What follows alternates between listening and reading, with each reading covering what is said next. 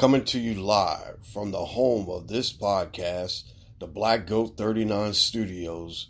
This is the Guru Talkin Sports Podcast, episode number 74. And now here's your host, the Guru of Sports.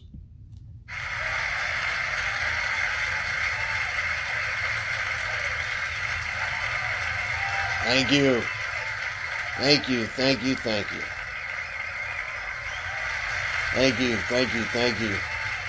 Please just take your seats. Clear the aisles. Hello, sports fans, and welcome. Welcome to episode 74 of the Guru Talkin Sports Podcast. I am your host, the Guru of Sports. I just want to say thank you. Thank you once again for joining me on this bright and beautiful summer Sunday, August 15th, 2021. I really appreciate it. Now, I only got two subjects to talk about today because these two things happened this week. And I wanted to recap them and put my final spin on what I like, what I seen, and basically, just give you a little insight on that. And then, I'm going to probably talk about a little bit of life stuff, a little bit of, stuff that I usually talk about going on. Guru always talks about stuff that's good for everyone, not just a sports, point of view, which I do, which is I'm really good at. This is my take on sports and how I see things. But the thing about it is that I like to talk about life in general and give you a positive spin on things. You know me, I'm a positive guy. I try to keep positive, and I just really like and enjoy talking about things in my life and other people's lives that are positive. Like I said, I spin off on positivity, and I really enjoy being positive. And the positive vibes that I grab from a lot of different people is something that I really enjoy. And see, this is one of the things that I really like about life, is that if you grab those positive things, all the negativity just seems to go away. And put it in a perspective of doing things in the right manner. Putting God first in your life, putting your family in that, and then having a positive realm of reality is basically what we all seek, and which is something I really enjoy. Okay, Before I start, I want to make it very clear. I got on my New York Yankees Babe Ruth jersey, and it actually goes into the topic that I was going to talk about today. One of the topics I want to talk about is the Field of Dreams game that happened on Thursday night. Thursday night was Field of Dreams, and as a baseball fan, I thought this was really special. And something that the Major League Baseball really needed. Because we all know that, training camps in football has started up. The NBA talk is still going on. Matter of fact, they're playing summer league games, right now as we speak. Summer League is going on. You got baseball. The Olympics just ended. All these things are culminated into the summertime, which actually right now, since the pandemic and everything, all this stuff is basically in now because of the pandemic. And basically, we're all getting a little bit of stuff that we normally don't see. Now, around this time, we would basically see only thing is baseball and NFL training camps. But like right now, we got a lot of different things going on. We got, documentaries about something that I'm going to talk about later. And we got a lot of different things going on. You got NBA free agency, and you still got NBA talk. Football camps are opening up, and everybody wants to get the chance to see their favorite team. I got a chance to watch Cleveland and Jacksonville last night, and I did see a little bit of Trevor Lawrence. I'm going to get my Trevor Lawrence jersey, definitely am. But this is something unusual because this usually don't happen in the middle of summer where you got all this stuff. Like I said, the NBA Finals just finished up about a month ago. And we're still talking about that. We're still talking about the free agency. We're still talking about Kawhi Leonard. We're still talking about different guys that are changing teams. And, I didn't get a chance to mention about Carmelo Anthony going to the Lakers, which I'm kind of like on the fence about because, yes, I am a Laker fan, and I just, don't know how it's going to be perceived. It might be a good thing because they're going to be improved shooting wise, but they didn't get younger. Basically, they got a little bit older, and I'm not really, I think it's a good thing, yes. But I'm just still kind of skeptical because years ago, the Lakers picked up Karl Malone and they picked up Gary Payton to go with Shaq and Kobe. And that experience did not work at all. I mean, I think they reached the NBA Finals once. They lost. And I think they lost to Detroit, which will be mentioned a little bit later if you kind of get where I'm going. I'm going to talk about something, a documentary that I just seen. I had to break this thing down and watch it about maybe 3 or 4 times because I wanted to make sure that I got a perfect spin on this. And from what I see, you're going to really enjoy what I got to talk about, what I'm talking about in this documentary. Okay, baseball needed that Field of Dreams game. And, the cornfields were great. And everything about the baseball game was great. I watched the first couple innings because I had to get up and I had to go travel on Wednesday, or I had to travel the next morning. I know I'm trying to get these thoughts together. Gurus. This is early for me, and you guys bear with me, please. Guru, like I said, he has to get up a lot early than most of you guys. And I'm usually up around the time you guys are sleeping. Probably about like maybe 1, 2, 3, 4, or 5 in the morning. You guys are probably still chilling in your bed, rolling over, still dreaming about, stuff and, maybe the game last night or dreaming about somebody or whatever. That's cool. But Guru has to get up a lot and get up a lot earlier than you guys. So, sometimes it comes out to where, Guru might be saying a few things that might be a little off the wall or whatever, but let's get back to the subject at hand.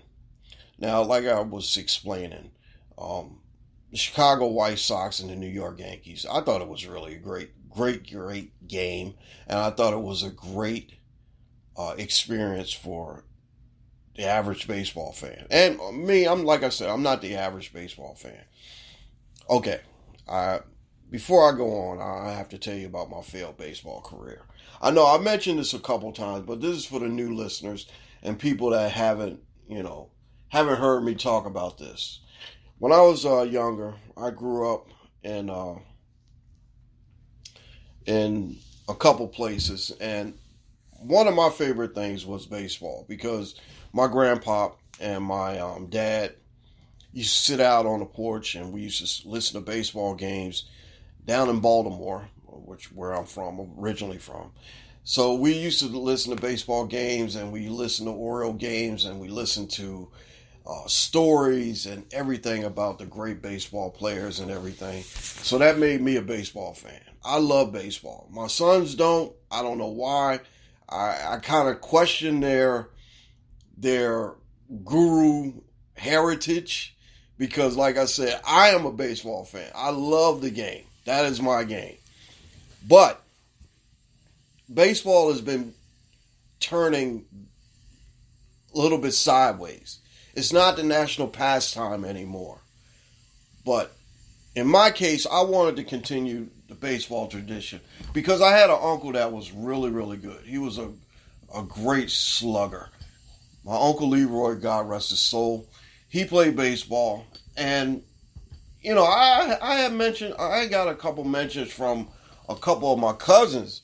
Like my cousin Chip, I got to mention him. And like I said, my cousin Chip, I got to give you big props. I'm sorry I haven't been connecting, but it's been a really, really rough week this week. He told me that my dad was a good baseball player. Now, me and my dad never really talked about his baseball career, but he knew about mine. He never got a chance to see me play, which is kind of unfortunate because, like I said, he did see me play once. He knew I was pretty special once, and we actually had a baseball game in our development when I was growing up, and he saw something in me. He said, "Hey, you're not too bad."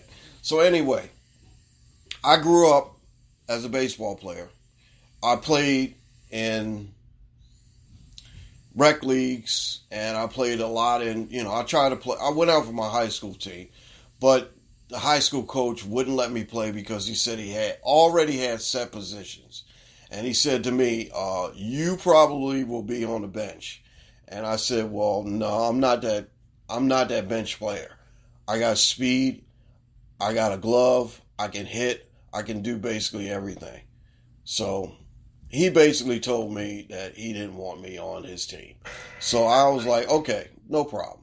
Not a problem at all. I understand. So I play in rec leagues, and I wanted to continue my baseball career after I joined the service. I was in the United States Navy for 9.5 years, and I really, really loved my time in the Navy. I could tell you about my Navy stories a little bit later down the road, but this is the baseball thing. Okay, so I ended up getting a chance to try out for scout teams for the Cleveland Indians, Chicago White Sox, and the Montreal Expos. Now, the Expos saw me, and they kind of liked what they saw, but they didn't know that I only had a limited skill with the bat when it came to different speeds of pitches. Okay, so fast forwarding on, I couldn't hit off-speed pitches. I can hit a fastball, I can hit a curveball. If you threw it 100 miles at me, I can see it rotating, I can picture it, and I can time it to hit it and basically make contact with it. It was okay. I was okay. Curveball, I can see if the ball spent and I can see it coming up in the air and dropping down. I can basically hit that. Okay. Other pitches, I was terrible. I couldn't do it. So I got in the batter's box one day and I was like, okay, I'm going to knock this pitcher out. Meaning that I'm going to definitely get a home run or a hit or something. First fastball came by me. It was about like maybe 101. I looked at it and I was like, wait a minute.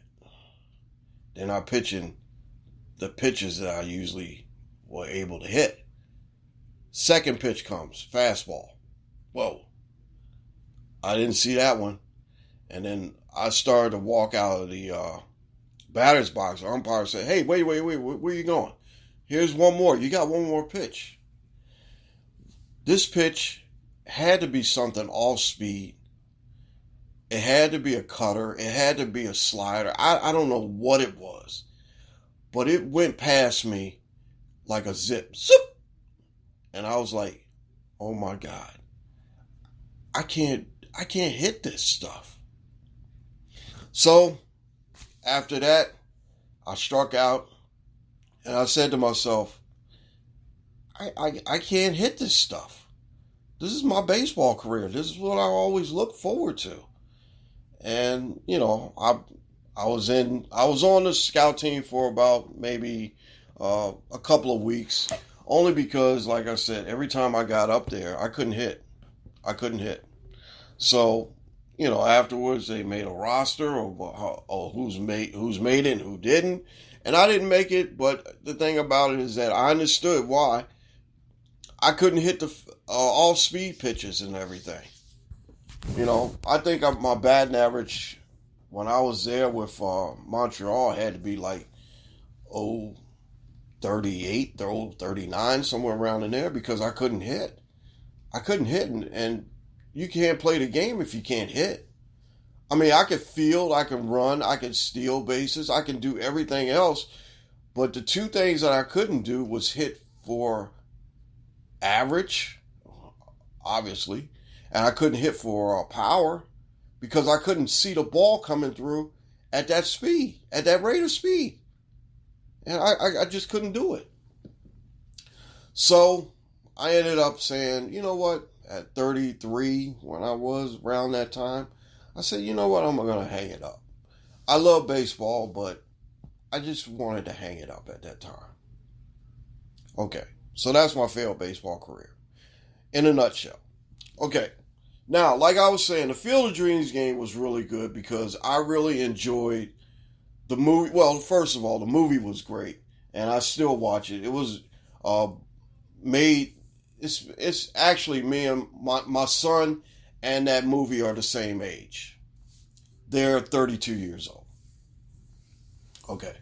So 1989, when they made this movie, I really thought it was a great movie. And, I think what I'm going to do probably next week for episode 75 is talk about my favorite baseball movies of all time. I'm definitely going to put that on the list. I think we're going to have to sit down and talk about baseball movies. This Field of Dreams is probably one of the greatest, if not the greatest, of all time. Kevin Costner, I think, was one of the perfect guys to play that, play the lead part. James Earl Jones was in the movie. You had a lot of different, Ray Liotta. I can't think of her name right off, but she wasn't even at the game. The Field of Dreams game was great. In a nutshell, Aaron Judge, Stanton, Tim Anderson, all the players, everything that I saw that night reminded me of a good age of baseball. Not just because of the Yankees tradition or the White Sox coming back as the Black Sox of 1919. I thought it was just a wholesome, good feeling for baseball, which is something that they really, really need, because baseball has been slipping for the last decade or couple of decades or so. But like I said, it's not the national pastime anymore. But it was good to see baseball in that light where we all remember where we were when we first inherited the game. It was beautiful. It was something poetic. I mean, it was just so, it was just really meditating, and it was just so, I can't even describe the words for it, because it made me felt like this is something that I missed for the longest time about baseball, which I'm glad to see that it came back in that night when these two teams came out, these two traditional teams, and the field with the cornstalks in the background, the scoreboard where they had to put the hand generated scoreboard. It was beautiful. That's what baseball reminds me of. That's why I have a great passion for the game of baseball. It brings me back to a simpler time to where I can remember I could sit out on the porch with my grandfather and my father. We can have stories about Jackie Robinson. We can have stories about Babe Ruth. We can have stories about the simpler time in baseball before steroids, before the cheating, the banging of the trash cans by the Astros, by all this stuff that I can say, this is what I remember as a kid growing up playing baseball. Getting out there and me getting my first hit when I played in rec leagues and, stuff like that. It just makes me feel like that was a simpler time. And I applaud baseball, Major League Baseball, for what they did the other night. A lot of people had a lot of different opinions on it. They said it was corny. They said it was not right. And they said, would you tune in to watch a baseball game when you got two other meaningless NFL preseason games on? I basically said I would watch baseball.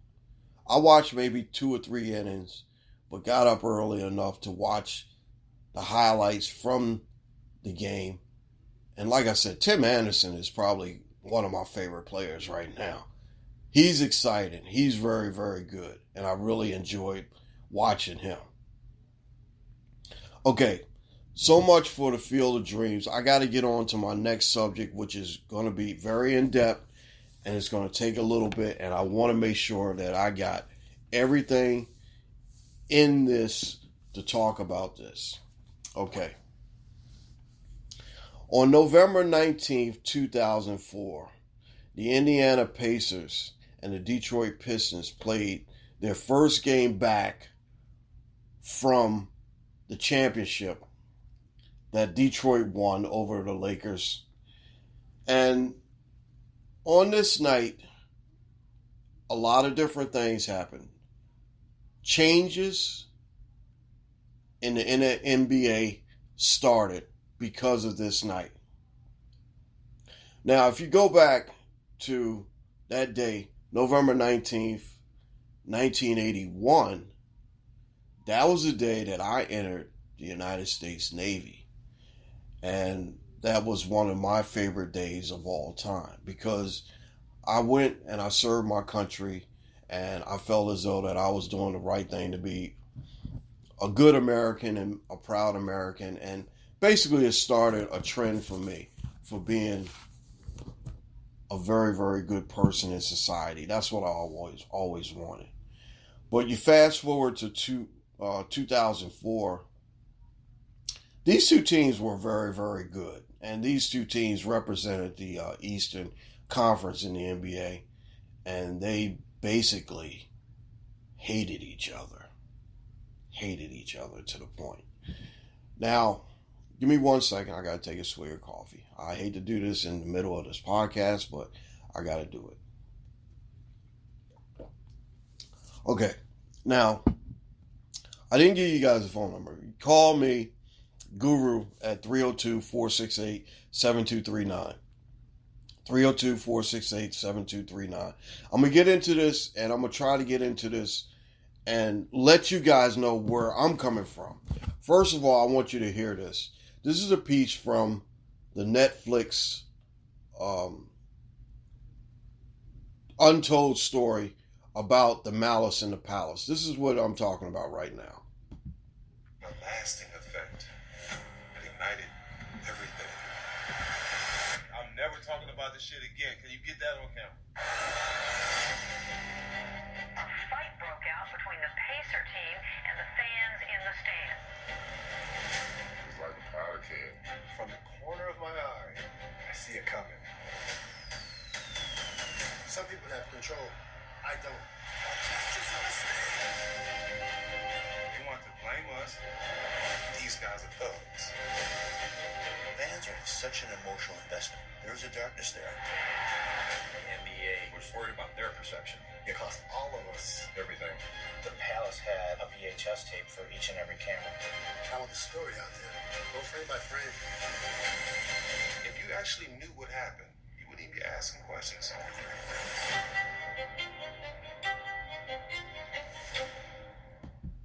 Now, on August 10th, Netflix brought out this documentary, Untold, The Malice at the Palace. Now, I had watched this thing at least three times before I came on the microphone to talk to you about it. Now, as I see it, here's basically where I come in on this, and this is my point of view. Okay. They hated each other, like I mentioned before. But the situation started when this guy, John Green, well, it basically started with Ron Artest and Ben Wallace. They got into it, and he basically hard fouled him. Then, later on in the game, probably about the end, because the Pacers were, just kicking the living life out of them. They was kicking their asses really, really bad. And I guess all that tension between them spilled over when Jamal Tinsley went over and told Ron Artest, now you can get your hard foul. And Ron Artest wasn't the guy that you wanted to really tick off because, I got to give him credit. He has, he admits that he has a little bit of mental issues. And, that was like the powder keg that started everything. Ron Artest went over and pushed Ben Wallace, and then they got into it. Ben Wallace lost his cool. He started losing his temper, throwing things, like his armbands, his headbands, and everything like that. Now, Ben Wallace wasn't really right because he had lost his brother earlier that year. Okay. Now, after Wallace pushed Artest went over and, they broke it up a little bit, laid over on the scorer's table. Now, John Green, who is an idiot, and excuse my French, he's a dumbass, very dumbass. He throws a bottle into the crowd, and everybody explained it like it was coming in slow motion, and it hit Ron Artest as he's laying on the table. He's laying on the table because, with his mental issues, his therapist told him, he said, hey, look, lay down wherever you are, take 5, and take it easy. The bottle hits Ron Artest in the face, all over him. Artest jumps up and said, hey, I'm done with this. I haven't had it. Goes into the crowd and punches someone in the face. But the guy that he punches was not John Green. John Green, as a coward that he was, backed off and pushed Artest into another person. Artest did not know that John Green was there, and he bypassed him and hit someone else. So this started the melee in the seats. Rasheed Wallace jumped out and jumped into the stands. Jermaine O'Neal and Steven Jackson went into the stands to protect Artest. The melee broke out. Okay. After the melee broke out, this is one of the things that I can't understand. All this stuff happened, and everything that were, going on took place, and there were 28 camera angles of what happened. Okay, after they got all this melee done, Commissioner David Stern came out, suspended Steven Jackson for 30 games, suspended Ron Artest for the season, suspended Jermaine O'Neal for 25 games. Jermaine O'Neal petitioned the NBA to be reinstated. He won that, but he felt as though that it wasn't right because he had lost so much time. All that he wanted was just to be able to win a championship. With him, Reggie Miller, Jackson, Artest, they all had a championship view. And they felt as though that this was the year that they could beat the Detroit Pistons. Okay. David Stern said he dropped his bagel on the floor after watching the whole thing. On August 21st, he came out with the suspensions and everything. But afterwards, everyone thought that it was the guys, they were wrong, they went in the stands. I understand that. Players don't go in the stands to fight, not unless something else happens. Something provokes them to fight. Now, if you're Charlie Haddock, you have got to be one of the stupidest motherfucking people in the world. Because you on the court, a fan jumps on the court and tries to fight Ron Artest. Ron Artest knocked him out. And he was in his right to, because he had invaded his personal space. The court is for the basketball players. The stands are for the fans. And that's where you should have been. Jermaine O'Neal came in and missed this dude. And if he would have connected with him, probably would have broke his face, broke his jaw. And then I'm watching the thing, and he says, "Oh, well, I got hit in the face, and, I got all these bruises." I didn't see a bruise on this dude. If you watch this documentary, you will see there is nothing wrong with this dude. Looked like Artest didn't hit him either. Okay. After all this, the media start labeling the NBA has a thug mentality. Thugs, cornrows, gangster type, all this stuff. David Stern needs to clean up his image of this, of this culture. 2 days later, when he made that suspension, he basically came out with a dress code. And every single player in the NBA had to abide by the dress code. Tim Duncan said it was the dumbest thing he ever seen. That's dumb, or whatever. Now, all this came down, and this was years and years and years of going through. After that, Jermaine O'Neal lost the chance of winning a championship. Reggie Miller basically said, "This is it for me. I'm retiring." He retired in the middle of that season. Artest won a championship with the Lakers. I think it was back in 2010. And then Steven Jackson had already came over from San Antonio where he won a championship. Now, my bottom line is this. These players had a right to defend themselves because basically there were only 3 policemen in the building at that time. People were calling to say, "Hey, look, get policemen over here. A fight is going on in the stands," and, the players. But no one really cared because they all thought that this was basically the fans or the players going crazy and going, gangster on these guys. They wasn't. The NBA had to do something.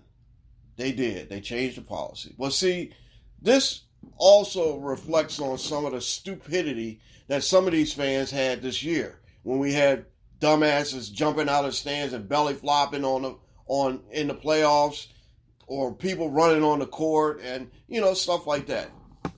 Bottom line is this: your ass is paid to watch a game. NBA puts out tickets for butts in the seats. Sit your ass in the seat and sit down and make sure that you watch the game and enjoy the game the best way you can. The Malice in the Palace shouldn't have started. This is something that will never go away. But the thing about it is this: Jermaine O'Neal kept being asked this every single day. He was asked this every single day.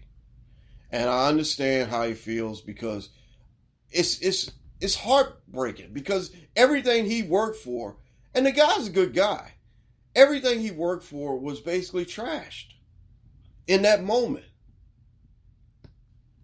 I don't understand it. But you got to watch this Untold Malice at the Palace documentary. I looked at it 3 times, and I had to go back and I said, well, you know what? I never really thought that these guys were gangsters. I always thought that these guys had to play their game and the fans were just unruly that night, which happened. John Green is a coward and an idiot, and this Charlie Haddock is a coward and a stupid dumbass. And yeah, I said it. If you want to debate me on that, that's fine. Okay. Now, that's my spin on what I've seen. And I'm going to be watching this again and again and again. Because like I said, I want to know the truth behind this story. So this is why I'm giving you this story, because it just came out this week. Okay, I'm going to wrap this up right now because I'm limited on time. I just want to tell you guys, if you want to follow me on YouTube at the Guru of Sports Show on YouTube. Facebook is Guru's Daily Shorts. I'm El Briscoe on Facebook. IG, the Guru OS39, and Guru's Kids, DAE, Daisy, Alex, and Ellie. Love you, kids. Gmail the Guru at Guru's Daily Shorts at gmail.com. Twitter, I'm at Go39 on Twitter. My sidekick, Dumb Goaty, I don't know what he's doing. Goaty's at Black Go39 on Twitter. Spreaker is the main vehicle that we come off of. And like I said, find us where podcasts are available. I got to give big props to my man Damian Adams, my man Jeff Duarte, Miss Mary Mack. Thank you for the good words, the kind words that you mentioned to me. Also want to mention my friend Mel. Big props to you. You know I'm going to be praying for you. And I always tell everybody like this. Hey, if you know the Guru, one thing I want you guys to always know, that if you know the Guru, you will have a friend for life. I am the friend that will never, forsake you or do you wrong or whatever. Only because the thing about it is that I see things as this. If you do me right, I do you right. If you treat me bad, I just move on. I don't try to, hold things against people. I try to move on because, that's the way it's supposed to be. Don't get mad at them. Just move on. Okay. Mel, I appreciate you. I want to say big props and thank you to Katie. Katie, thank you because, you always remind me. And this time, this Friday, I thank you for reminding me. I told you I had my wallet, I had my phone. Because last Monday, I forgot my phone. It was a mess. Traveling and, I had to come back home, get my phone and all. So whatever. I just, like I said, Guru's mind doesn't think right sometimes. And that's okay. But I want to give a shout out to my crew. Caden Guru, executive producer. He's not here today. He'll be back next week. Vinny V, technical advisor. Ray Guru, musical engineer. Dante Guru, my backup co-host, and Derek B is the co-host with the co-most. We'll be back on September 11th for the big football show, because then we're going to go back to Saturday nights, and we're going to do that on Saturday nights. Big shout out to my hip-hop brothers. I appreciate you guys. Cool Kyle, Star Child, I'll be talking to you soon. And, all my brothers, I appreciate it. Like I said, I'm a little bit limited on time. I got to, get a couple more shout-outs. Shout out my girl, Bella B, my man, Jeff in Southfield. Alberta Girl 34, appreciate you. The DA Luminati's Originals, I appreciate you guys. Thank you for all the wishes and all the congratulations and things and all. Appreciate you. Guru has some things that he had to take care of, but I also wanted to give big props to Darren G. These are stuff that emails and texts and phone calls that I get in. I want to say, Darren G, thank you. It says, man, you are crazy. I know, and I really appreciate it. Ray M said, big props, Guru. Thank you, Ray M. Appreciate you. Sandy D. I'm not sure what D, what Sandy, thank you. Great podcast. Excellent to listen to. Thank you. I appreciate that. And that's what I try to do every single day, that I come on this microphone and I break it down to you. I want to make sure that you get some kind of positivity out of it. I want to make sure that you know that, Guru thinks about a lot of things, but the thing about it is that I really appreciate your time. You taking the time out to listen to Guru means a lot to me. And if I can ever, give you a shout out or let you know that I appreciate you, I will definitely do that. You know, there's people out there that listen to this program, listen to this podcast, and they don't know the impact it has on me, because I try to make sure that I want you all to understand that I appreciate you as much as you appreciate me. We're friends here. We're friends. And like I told you, if I'm a friend of yours, I'm going to be a friend of yours for always. Not just for a few minutes, not just for a few days or a few months or weeks or whatever. I'm going to be your friend, and I appreciate you. One thing I do want you guys to know with my friends, I really, really appreciate them. I will do everything I can to make sure that you're okay. I will do everything in my power to give you words of encouragement and incite you on some of the things that Guru does that makes you laugh at Guru. And like I said, I'm not a perfect human being. I am a funny person. I feel as though that I have jokes and I can laugh. I love to laugh. Give me something funny to laugh to, I will laugh. Okay, now I'm not going to play any music, and I did have taps, but I want to say my condolences and shout out go to the family of Bobby Boughton. He passed away last Sunday, right after I finished up this program or this podcast. And I want to say that Bobby Boughton was, I got a chance to see him, his team in action one day. Back in 1998, before I left California, I went to the Rose Bowl to watch the Tennessee Volunteers play the UCLA Bruins. And on that day, I got a chance to see one of the greatest quarterbacks of all time, Peyton Manning. Seen him when he was in college. And I got a chance to see a really, really good Florida State team take on a great USC team down in, that was one of my favorite things I've done. Down in the Rose, I went to the Rose Bowl for the Tennessee UCLA game. I went to the Coliseum, LA Coliseum, for the UCLA Florida State game. That was great. Okay, I got to get out of here, but I want to say thank you again. Thank you guys for listening to this podcast. The Guru will be back next week, next Sunday morning. I'll try to be a little bit sharper. I'll try to be a little bit more, funny or whatever if I can. But I want to say thank you guys. Take care of yourself. The Guru will talk to you real soon. I don't have any outro music because dumbass Goldie didn't give me any. Next week I'm gonna talk to you about baseball, movies. You guys take care. I love you guys. Appreciate you guys. The Guru will see you real soon. Later.